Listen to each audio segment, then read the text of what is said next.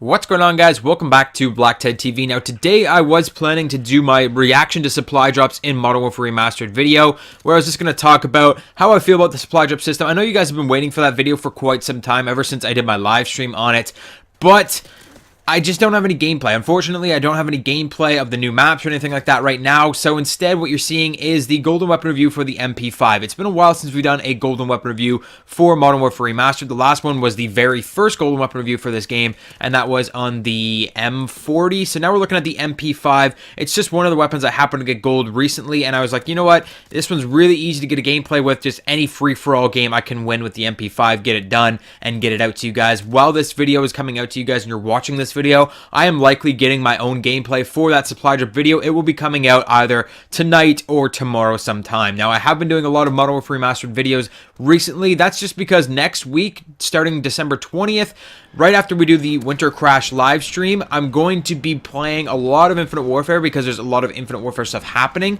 Like, every single day we're getting a new special login bonus. So I'm going to have to make a lot of Infinite Warfare videos next week. So this whole week is all Modern Warfare Remastered. So that's why you're seeing a Golden Weapon review today instead of my supply drop video, instead of Infinite Warfare videos. Now getting into the review.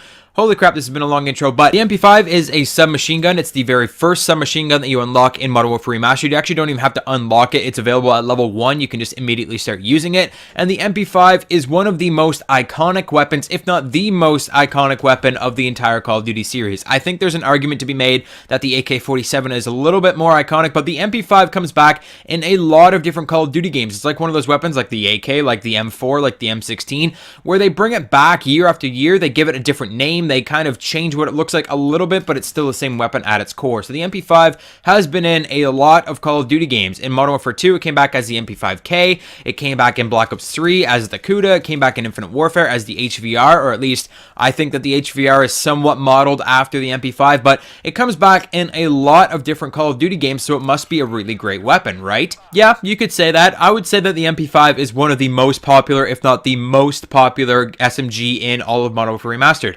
There's an argument to be made for the AK-74U, but really, they're kind of the same weapon. When you actually look at the statistics of each of these weapons, the MP5, AK-74U, they're more or less the same. The MP5 has a little bit more damage at close range, but apart from that, like they're pretty similar. The MP5 is a very accurate weapon. Actually, to be honest with you, it's not super accurate. It's pretty accurate compared to some of the other weapons in the game, but it's kind of like pseudo accurate. Like, you think it's accurate when you're firing it, and it feels really nice, but technically, if you do a wall test with this weapon, it is pretty inaccurate. It's going to kick a lot, and it's going to have this really sporadic kind of kick, but it's just so easy to control. In an experienced player's hands, you can definitely control this weapon and get your shots on target very easily. It's got relatively high damage. I would recommend that you never, ever leave the house without stopping power with this weapon.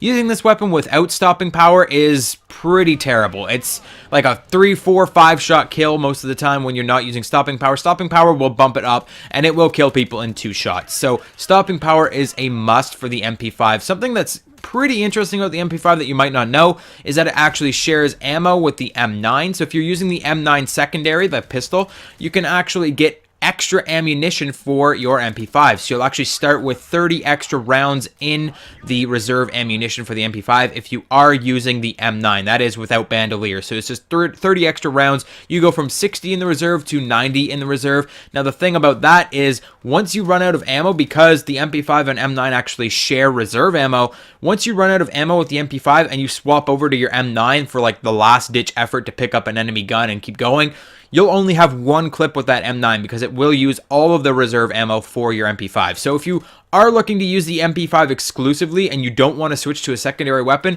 it might be beneficial to you to take the M9. If you want to take another perk 1, if you want to take frags times 3, you want to take bomb squad or something like that, and you don't have space for bandolier, you can actually use the M9, get 30 extra rounds, so an extra full clip, which is like 2 to 3 kills for a pretty good player, which is really beneficial. Only thing is, you do have to watch your ammo count, and you do have to make sure that you pick up a secondary weapon. But it is a really cool tactic if you want to take this weapon singularly and you don't want to worry about having to swap to a secondary too much, then that's a really great tactic. But if you do want to reserve your ammo, if you do want to have that secondary weapon that you can pull out, I would highly advise that you stay away from the M9 as a secondary weapon, as you will run out of ammo very quickly. Guys, in the end, the MP5 is a mid-tier SMG. I wouldn't say it's the best. I personally prefer the AK-74U, but it's not the fastest firing weapon. It's not the highest damage weapon. Actually, it could be the highest damage in certain circumstances, but it works at medium ranges. It works at close ranges. It's basically your overall good at everything, like jack of all trades, master of none SMG. I really like putting the suppressor on it. For whatever reason, it just feels really at home with a suppressor.